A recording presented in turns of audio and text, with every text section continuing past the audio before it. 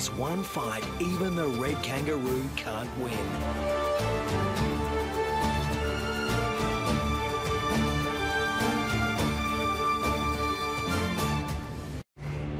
Australia, the oldest. The mercury can hit 110 degrees Fahrenheit. But the hardest part for those who live here is the climate's unpredictable personality. This is a place where there are no true seasons, only moods. To make it here, you need to be able to roll with the punches and shift gears in a hurry. The acknowledged master of that art in the Australian outback is the red kangaroo, the largest marsupial in the world.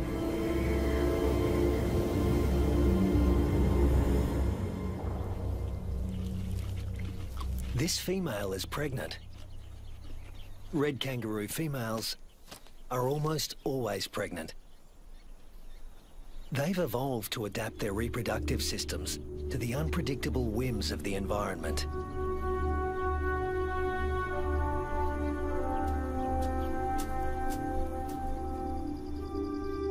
At any given moment, a female can have 3 offspring to care for, each at a different stage of development.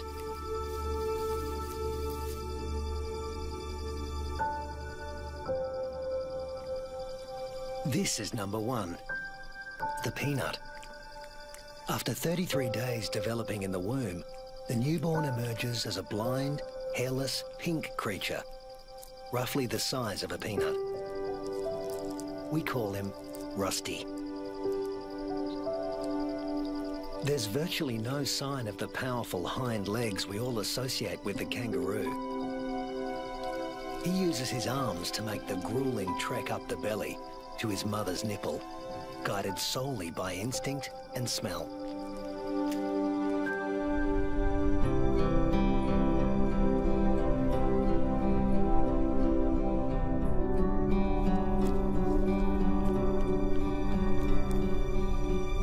Almost immediately, the female goes into heat again, releasing hormones that stimulate ovulation. Once fertilized, the mother's endocrine system puts the development of this new embryo on hold. That's number 2. Its progress won't be kick-started again until the peanut reduces his suckling. Number 3 is the joey, who's spending some time suckling from outside the pouch and some out on his own in the big wide world.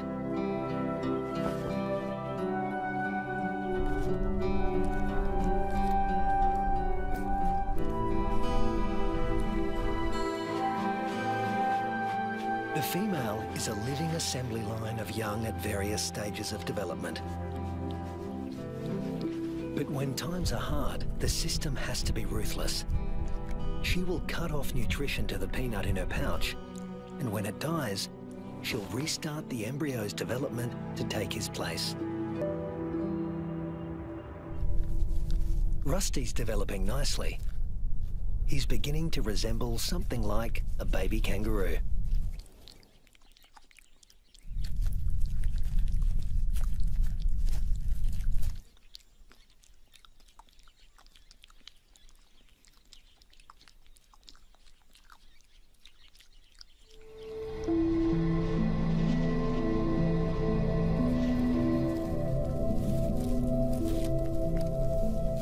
Now 3 months old, he can hear all the sounds of the world he'll soon be inhabiting.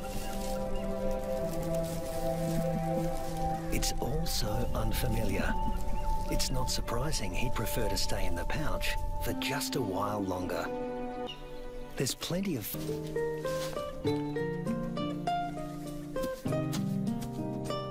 But Rusty's not the only one in the neighborhood with a serious set of legs.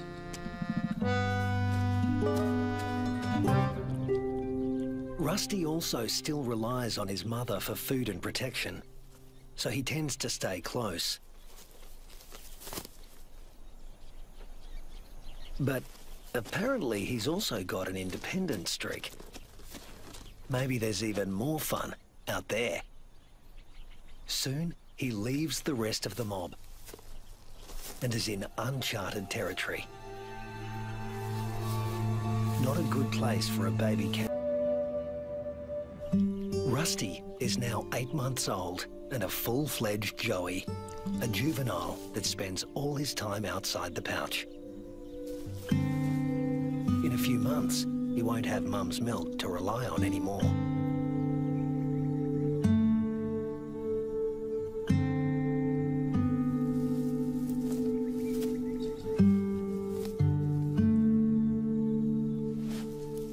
And his mother will start tapering off his milk supply because there's another bun in the oven and it needs the nutrition. Mum's body now produces 2 totally different types of milk. A more dilute one for his tiny sister and a richer one for him. Each dispensed from its own nipple.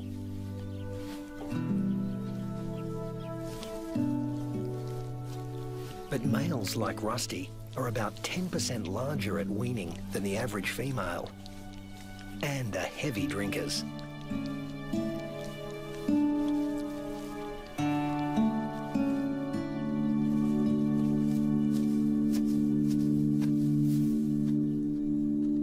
This is the kangaroo version of tough love.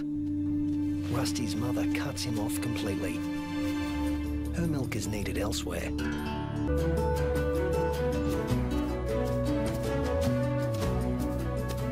Before long, he happens on another group of kangaroos.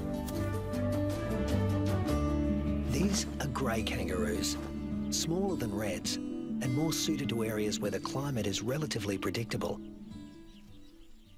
They don't conserve water as well as reds and prefer the shade of the wooded areas on the desert's edge. Rusty is apparently a new experience for them as well. It's like a get-together with distant relatives you've heard of but never met. Slightly awkward.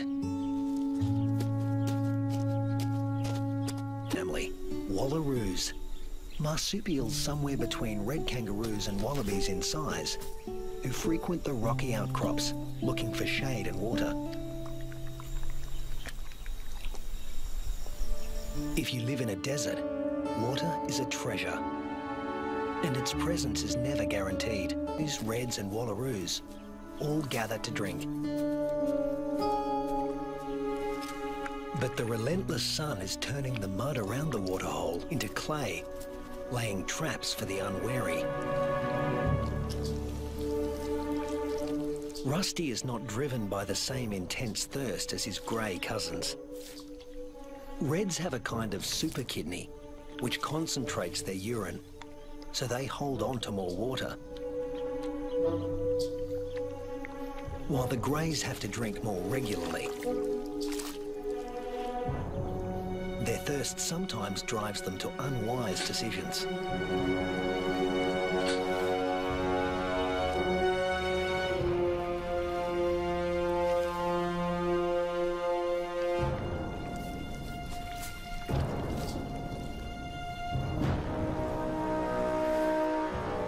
This young grey is in trouble, deep trouble, and he's drawing some unwanted attention. A dingo. Dingoes will gladly take a young kangaroo under any circumstances. A joey stuck in the mud and unable to flee, that's just too good to resist. The other kangaroos can't help him.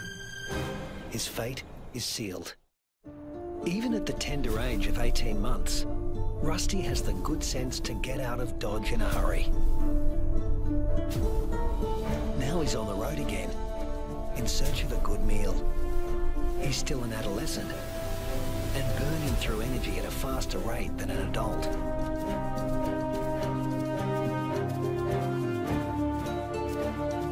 Kangaroo mobs can number in the hundreds, but this one is relatively small.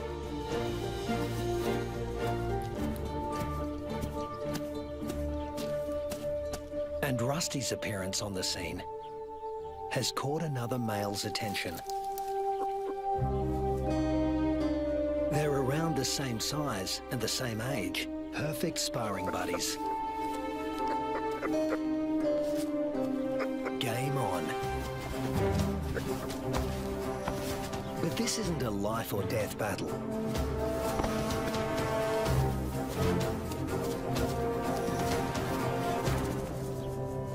What they learn here will be crucial in later life, when the stakes are higher.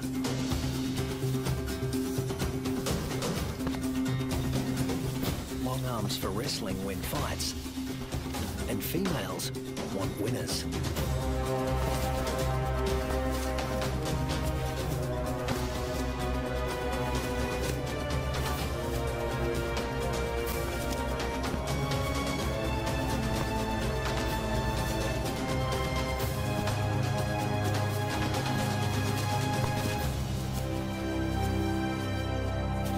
Rusty doesn't come out on top this time, but the boxing experience is invaluable. At this age, the learning curve for a kangaroo is steep and full of surprises. A sudden rustle in the dry grass spooks the gang he's hanging out with.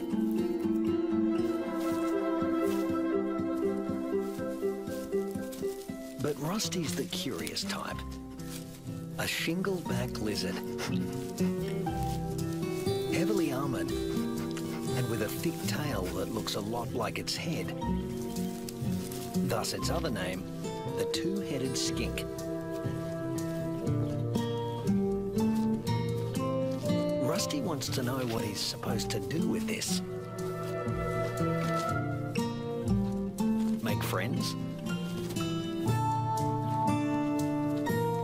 Try to box with it? Eat it? The lizard doesn't seem suitable for any of these activities, and Rusty eventually gives up on them. And a young kangaroo celebrates in her own playful way.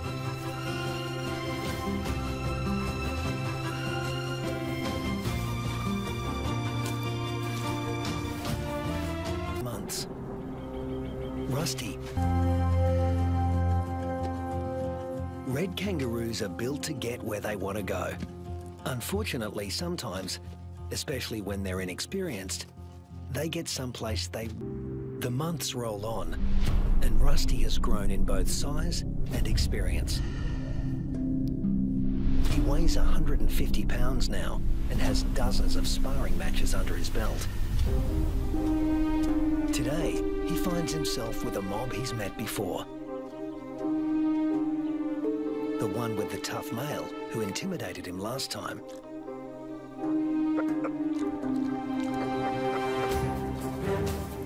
But that was 5 years ago, and Rusty's not running away this time.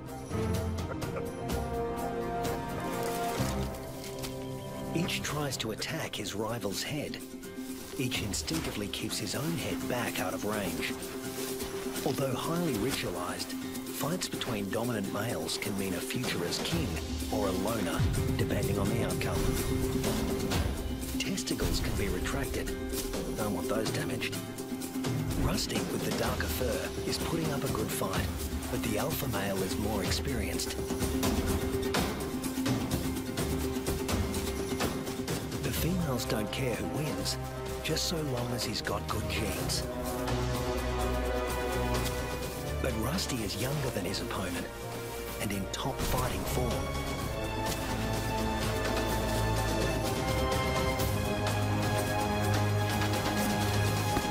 Finally, the king goes down. Now the mob is paying attention.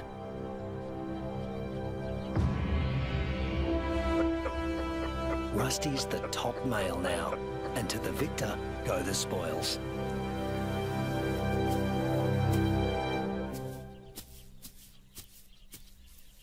His first choice is this female, though he needs to give her urine the sniff test to make sure she's ovulating.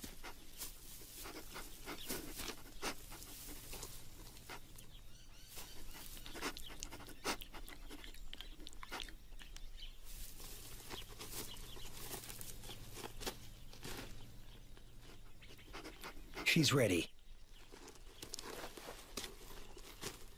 But Rusty has only a brief window of opportunity. She may only be receptive for a matter of hours. Better get to it. Mating doesn't take long, or wouldn't if there were only one female to consider. But Rusty's got miles to go before he sleeps.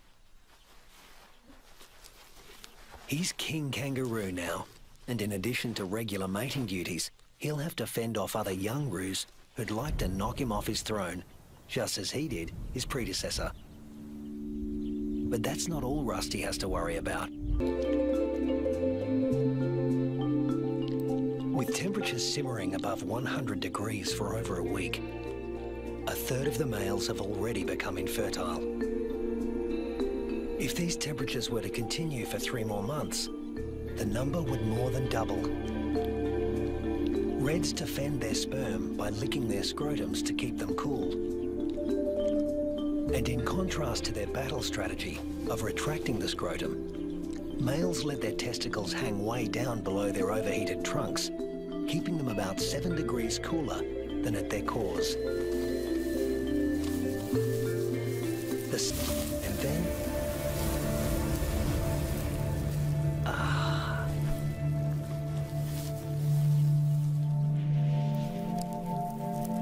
It hasn't rained in months now. The dry, dead grass offers Rusty no nourishment. But then... Unfortunately, these are dry electrical storms. No rain will come from them. But something else will. Something worse than hunger.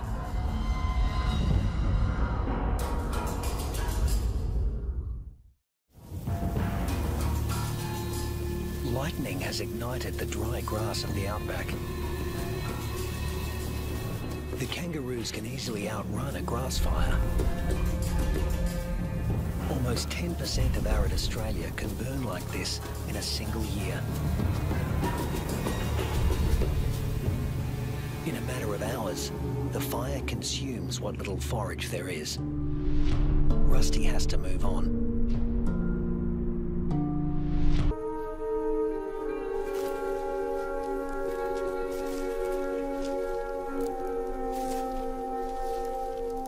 Nothing that lives here has ever experienced anything like it, Rusty included.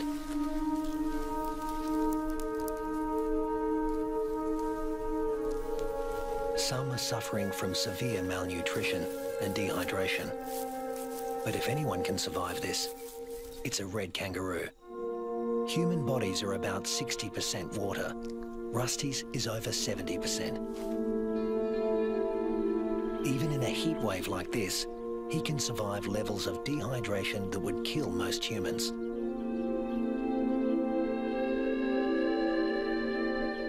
Reds only sweat when they're on the move. At rest, they pant, which uses less water than sweating. Raising their breathing rate to over 200 breaths a minute reduces their deep body temperature and cools their brains. And of course, they cover their limbs in cooling saliva. But there's a price to pay. Licking uses up precious water. If the drought continues much longer, this form of cooling will be too costly. The kangaroos stay under whatever shade they can find. When times get this tough, females switch off their milk supply.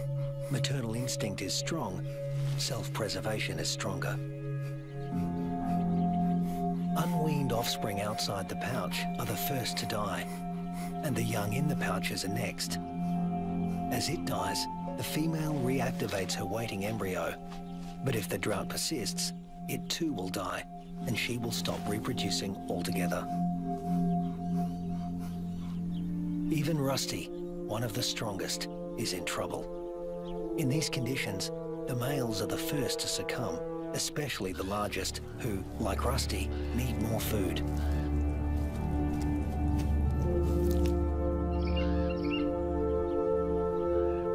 The demise prize of the red kangaroos is the wedge-tailed eagle's bounty.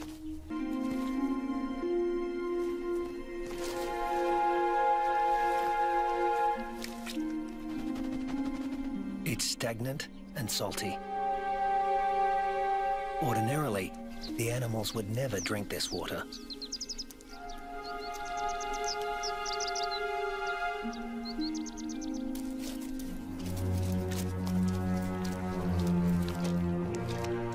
But desperation drives them. The drought makes for uneasy bedfellows.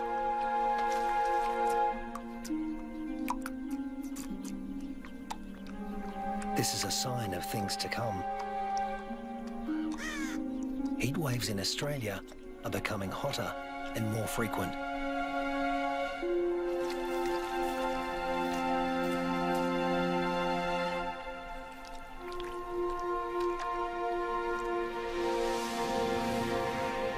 The intense dry heat continues and the casualties mount. Among them are many of Rusty's offspring. In some parts of these desolate lands, drought can kill 8 out of every 10 kangaroos.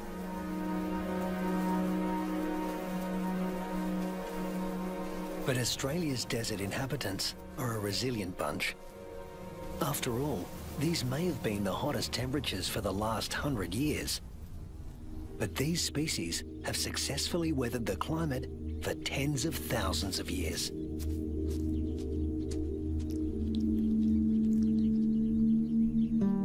And Rusty is still here, conserving his energy and biding his time.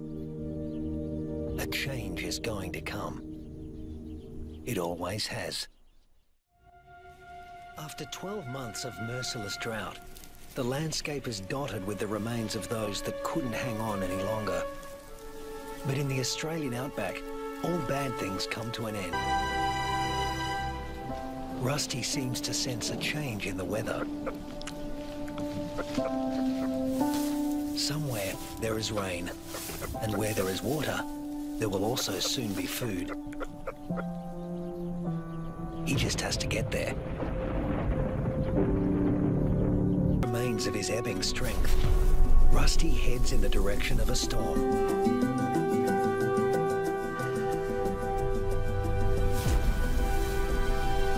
As do the other red kangaroos that have made it this far.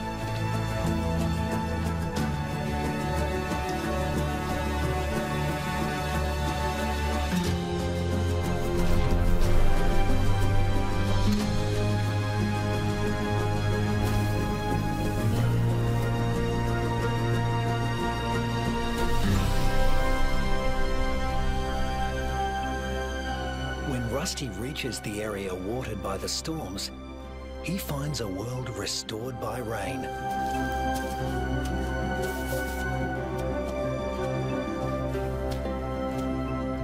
Plenty to eat, plenty to drink, and take in the nourishment. In only a few weeks, males and females will have their health restored, and soon they'll be ready to reproduce once again.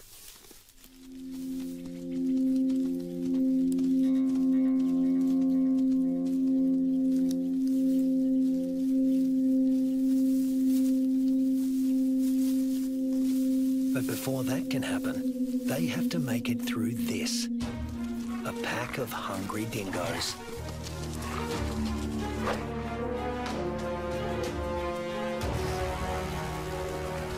Hunting in a pack more than doubles a dingo's success rate.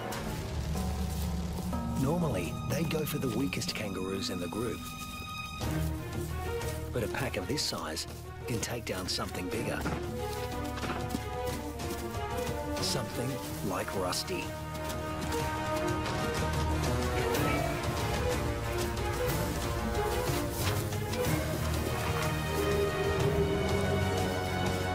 Luckily, his strength is completely restored, and he can travel at full tilt. Rusty doesn't accelerate by bounding faster, but by bounding further. He lengthens his leaps, at times covering 25 feet in a single bound. Once he gets past 10 miles an hour, Rusty rockets along with little extra effort, while the dingo's forelegs need to move ever faster. Now hitting 25 miles an hour, Rusty's only using about half of the energy the dogs are putting in. They have no chance of catching him.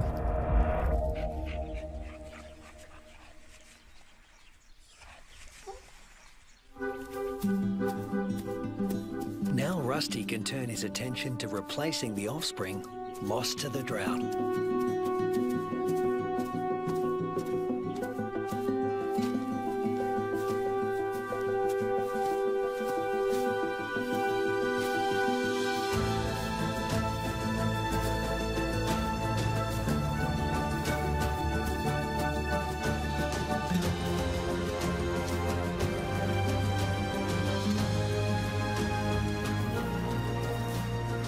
At 200 pounds, powerful, and in the prime of life, there's no question that he's the dominant male of this gang.